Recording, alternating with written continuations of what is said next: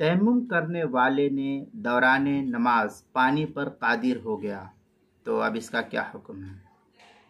چنانچہ جس شخص نے پانی ناپید ہونے کی وجہ سے یا کسی عذر کی بنا پر تیمم کر کے نماز اس نے شروع کی تھی، اگر وہ نماز کے دوران پانی کے حاصل کرنے پر قادر ہو گیا یا اس کا عذر بالکل ختم ہو گیا، زائل ہو گیا، تو اب اس کی نماز فاسد ہو جائے گی، اب وضو کر کے نماز پڑھے گا۔ مراقی الفلاح میں ہے وَيُفْسِدُهَا رُؤْيَةُ مُتَيَمِّمٍ مَعًا قدر علی استعمال قبل قعودہ قدر التشہد۔ اس طریقے کی عبارت جو ہے تبطل بزوال کل عذر اباح التیمم، اس طریقے کی عبارت جو ہے مراقی الفلاح کے صفحہ 120، در مختار جو زکریا بک ڈپو دیوبند کا ہندی نسخہ ہے اس کی دوسری جلد صفحہ 361، حاشیۃ التحتاوی علی مراقی الفلاح صفحہ 326، کتاب المسائل پہلی جلد صفحہ 390 پر بھی اس کو نقل کیا گیا ہے۔